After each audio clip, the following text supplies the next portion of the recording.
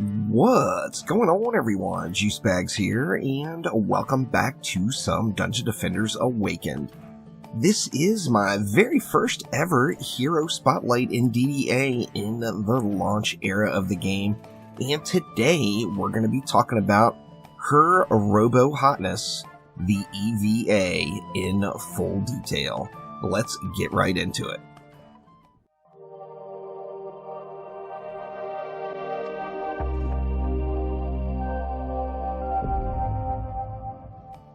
Now, first off, when choosing your DPS hero, obviously, besides just your personal playstyle choice, you just have to look at the positives and negatives associated with using each hero.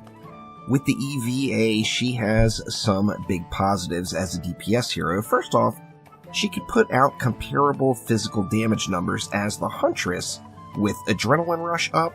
So that right there alone is a very good sign, as the Huntress is the physical damage kind of pinnacle in the game right now, and you can get comparable damage to the Huntress while Adrenaline Rush is active. The biggest, the most shining, glaring benefit that you have for playing the EVA is weapon swapping. So elements and what type of element damage you're using is a big part of Massacre Mode in Dungeon Defenders Awakened, and particularly for solo players, having the ability to swap back and forth between physical and elemental damage or two different elements is just a massive benefit. Now, in addition to that, although the EV can put out similar physical damage numbers as the Huntress, she's really tanky. So you're going to get much better health scaling on really not even comparable stats. You see here I'm at 3358 vitality on my EV at almost 42,000 health. If I switch over to my Huntress at 3575 vitality, just considerably lower. So definitely a tanky girl. A little bit of XP or a little bit of HP definitely helps out a lot, particularly in Massacre Mode and with these hard-hitting bosses. And then, of course, the biggest factor of all is it's the EV, for God's sakes. As everybody knows, I am just a huge fan of the EV in all the Dungeon Defenders games, and no different here. I want to absolutely love this hero. There's just no doubt. However, there are a few negatives that are going to come along with the Robo Girl.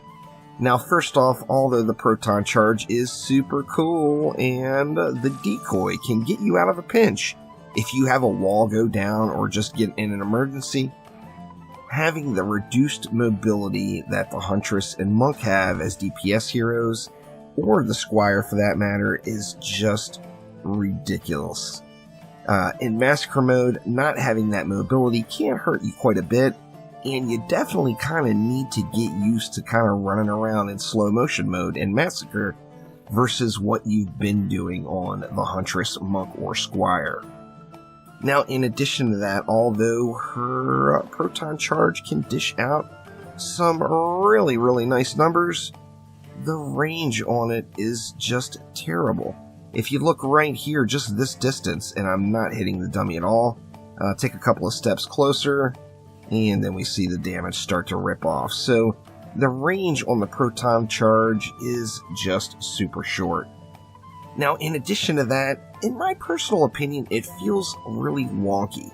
It's got kind of a bungee cord rubber band thing going as you move the beam around, and I just don't know what I think about that. It just feels kind of strange as the beam kind of bounces back and forth when you change targets. And then in addition to that, using the EV is all about the big burst damage you get from the Proton charge. However, to get the best damage of the Proton charge, you have to use the lowest DPS boss weapon out there that has the highest base damage. The Proton charge's largest factor is going to be the base damage of the weapon.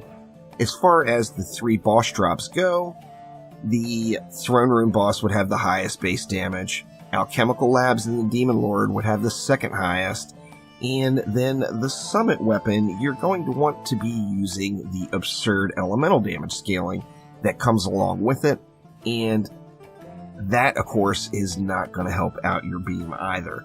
So to maximize the beam, you have to use that throne room weapon, and that is just going to dish out the most numbers. Now, I did mention that the Demon Horn is the second highest in base damage, so the Demon Horn, if you choose to use it, is still going to dish out some pretty darn nice proton charge numbers, but it's just not going to be the same that you're going to get from having that huge base damage of the throne room weapon.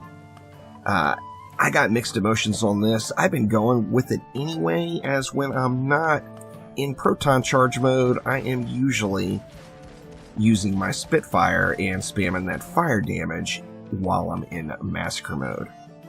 Now, taking a look through the EV's required stats, as with boost on most heroes, and boost is your proton charge scaler, its soft cap's super low. So with that in mind, you're going to get more value out of putting your points into attack than you are into boost. Now, vitality, of course, is rule number 1 in massacre mode. You got to get to that happy point where you're confident that you're going to be able to stay alive. And then after that, I've been stacking everything else directly into attack and just collecting the boost that I can get available on gear. Now, with that in mind, I don't want any pieces of gear that don't have boost on it. The absolute perfect DPS piece on really every single hero would be vitality, attack, casting, skill, and boost. If you get those 5 stats on all of your armor pieces, you're going to be in pretty good shape when it comes to all of those secondary stats that you don't want to make your major focus. So, for example there, if we take all of our rune points and we put them into boost, we can see that, let me get the right weapon equipped, and then we can see that the proton charge is hitting for 12.45 million per tick.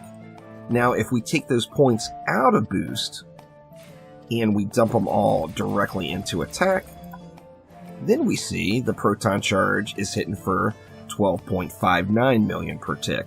So you get a little bit of additional benefit in the higher stat ranges by stacking into attack instead of boost.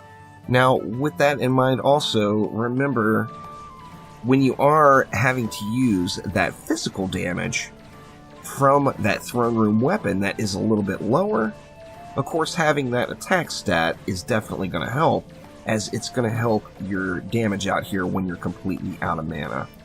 Now, the worst possible situation that an EVA could be in is trying to DPS down a physical damage ogre when you're out of mana. Now, the good news there is when you're playing solo, if you roll up to an ogre at a full mana bar, there's a pretty good chance it's going to be dead by the time you run out of mana from cycling 1 proton charge.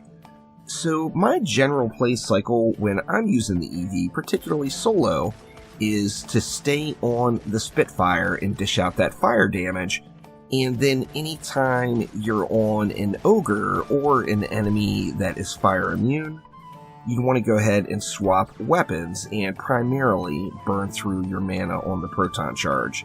Now remember, the proton charge, although it does have short range, it does pierce. So as far as clearing a pack, there is nothing comparable to it as far as clearing just a large pack of trash mobs up to and including like Sharkin and Jin. It just wrecks it, and it gets all of the homies there behind. So the EV is definitely potential. I think she's got a really good spot in a 3-player group.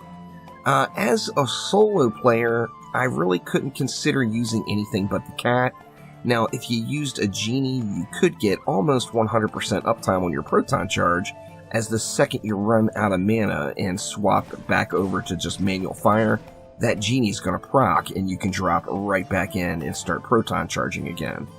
Now, with that in mind, if you're up against a physical immune enemy, you're never going to run out of mana, so that's never going to happen. But if you're up against a physical immune enemy using a genie, your damage output is going to be disappointing low without having that adrenaline rush ability that a Huntress could bring to the table, or having the Prop Cat. Now, in a 3-player group, of course, you could really maximize the use of Proton Charge by having the EV with a genie, another person in your group with a cat, and then a monk in your group with a genie as well. That would really truly maximize that Proton Charge damage and usage on the EV. So as you're building her out, get to your happy point in your health pool. Make sure you have enough vitality to stay alive. Make sure that all of your gear has a vitality, attack, and boost at an absolute minimum, and then stack everything else directly into the attack value. Now that will do it for now. If you have any more questions or comments or anything I might have missed as far as using the EVA as an active hero, make sure to let me know down in the comments below. So thank you all so much, and I will see ya next time around. Take it easy.